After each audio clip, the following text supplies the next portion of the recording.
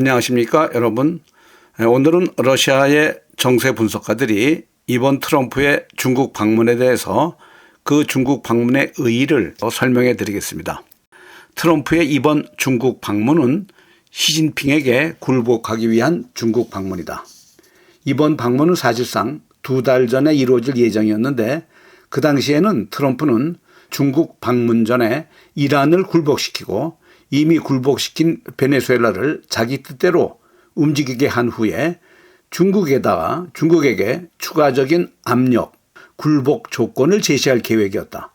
중국의 값싼 에너지 자원을 차단하고 이것은 베네수엘라나 이란으로부터 수입되고 있는 중국의 값싼 에너지 자원을 차단하고 사실상 자신의 주도하에 새로운 오페크를 재편성함으로써 전 세계, 특히 중국에 대한 자신의 의지를 관철하려고 했던 것이다. 그런데 상황은 현재 완전히 정반대가 되었다. 이란을 압박하는 데 미국은 실패하였고 이란 문제에 깊숙이 빠져든 미국은 이제는 협상에서 극도로 불리한 위치에 놓여 있게 되었다. 모든 카드는 현재 중국이 쥐고 있다. 전 세계적으로 극도로 긴장하고 있는 쪽은 중국이 아니라 지금은 미국이다. 현 미국 정부에 대한 국내의 시위도 격화되고 있다. 워싱턴은 과거의 지정학적인 영향력마저도 빠르게 잃어가고 있는 반면에 중국은 그 영향력을 오히려 확대 재건 중에 있다. 세계를 새로운 글로벌 경제 위기로 몰아넣은 만큼 심각한 경제 문제를 안고 있는 쪽은 중국이 아니라 오히려 미국이다. 물론 모두가 고통받겠지만 그 고통은 국가마다 다를 것이다. 그리고 바로 이런 점에서 미래의 새로운 글로벌 체제를 누가 구축할지를 결정할 것이다. 그리고 미국이 가장 큰 피해를 입을 가능성이 높다. 이것이 협상의 핵심 쟁점이 될 것이다. 라고 논평하고 있습니다. 트럼프는 중국의 세계를 공정하게 분할하자고 제안할 것이다. 그러나 중국이 이에 동의할지는 의문이다. 베이징의 입지가 현재 강화되어 있고 워싱턴의 입지가 약하기 때문만은 아니다. 가까운 미래에 세계 권력의 균형은 틀림없이 중국에 유리하게 기울어질 것이기 때문이다. 현재 트럼프의 조건에 동의하는 것은 아무런 의미가 없다. 따라서 중국 지도자들은 모든 것을 전술적인 거래로 전환하려고 할 것이다.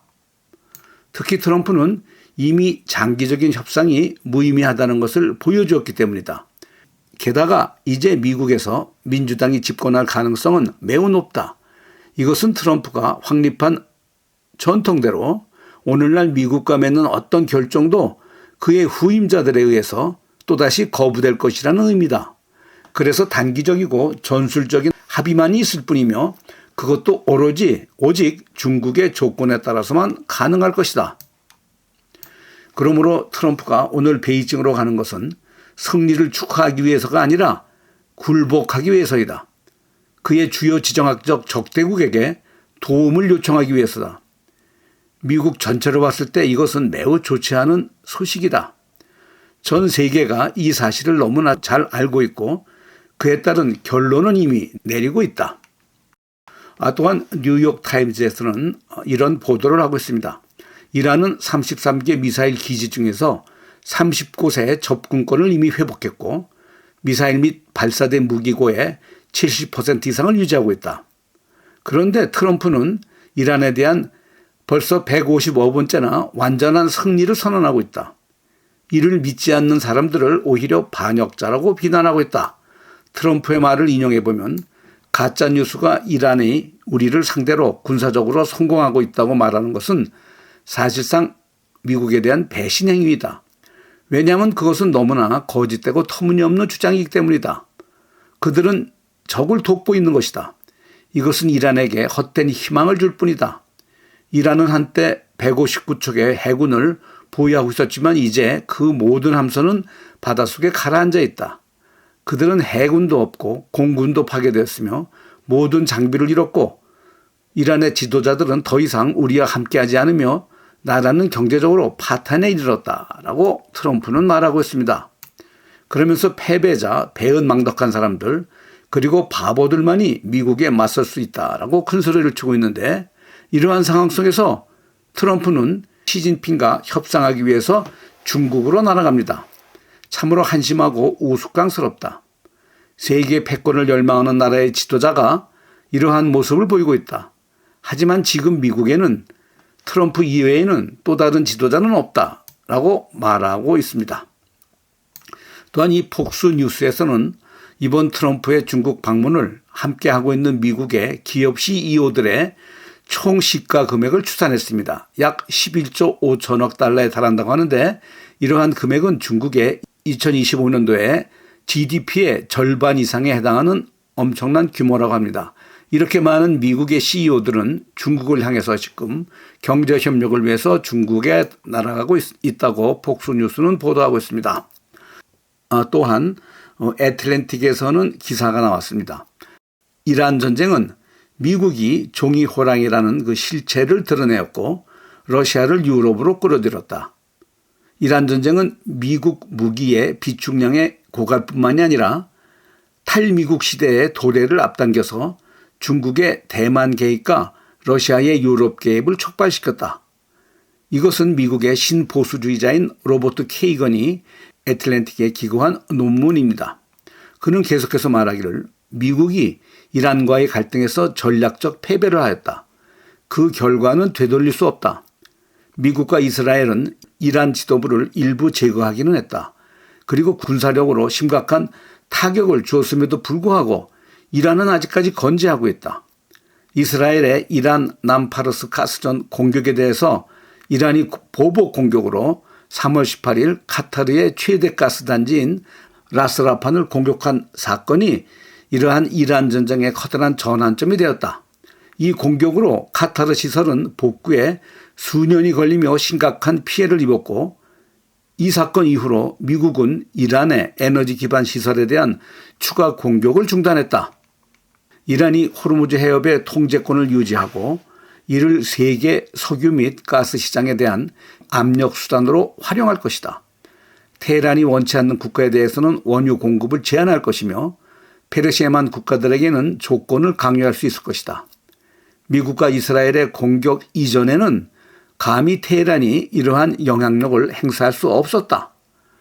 그리고 중국과 러시아가 이란 동맹국으로서 지금은 입지가 강화된 반면에 미국의 대중동 영향력은 급격히 약화되고 있다.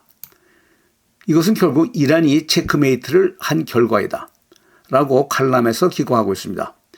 이번에 미국의 패배는 완전히 다른 차원의 패배이다. 회복도 무시도 불가능하다.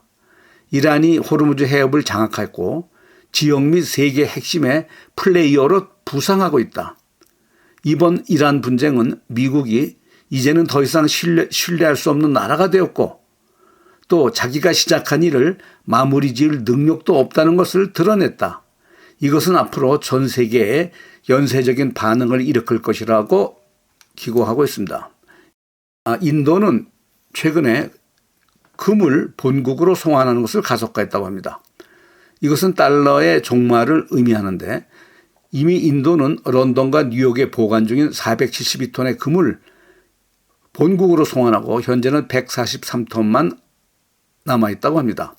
2022년 러시아의 자산 동결 사태 이후에 중국, 터키, 폴란드, 헝가리 등도 물류 및 보관 비용의 손실을 감수하면서도 금에 대한 본국 송환을 완료하였다. 결국 브릭스는 달러 없는 통화 바스켓을 구축하고 있는데 금의 본국 송환은 앞으로 조용한 세계적인 혁명이 될 것이다 라는 기사가 게재되었습니다. 또한 이 기사는 미국의 압력으로 아르헨티나 안데스 산맥에 건설 중이던 중국의 대형 전파 망원경의 건설이 중단되었다. 그리고 칠레는 아타카마 사막의 천문학 프로젝트를 군사적 위협이라는 이유로 중단시켰다. 미국은 이제 우주, 천문학 그리고 관련 인프라를 객관적인 과학 진보보다도 자국의 지정학적인 이익에 종속시키는 그러한 행동을 하고 있다라고 논평가들이 비판하고 있습니다. 또한 폭스뉴스에서 특파원 존 로버츠는 트럼프와의 인터뷰에서 방금 트럼프와 대화를 나눴다. 그는 베네수엘라를 미국의 51번째 주로 편입하는 방안을 진지하게 고려 중이라고 말하고 있다. 그러면서 보다 더 자세한 설명을 하고 있습니다. 폭스뉴스는 워싱턴은 베네수엘라의 마두로 축출과 미국의 통치권 확립 이후에 베네수엘라는 이제 변화되었다. 그리고 사실상 미국의 통제 지역으로 운영되고 있다고 주장하고 있다. 결국 이것은 라틴 아메리카의 국제 정치에 있어서 단순한 발언을 넘어선 의미다. 강대국 대통령이 막대한 석유 매장량을 보유한 오페크 회원국을 미국의 51번째 주로 편입이 가능하다고 하는 발언은 수십조 달러에 달하는 석유와 가스 등 풍부한 자원을 노린 발언이다.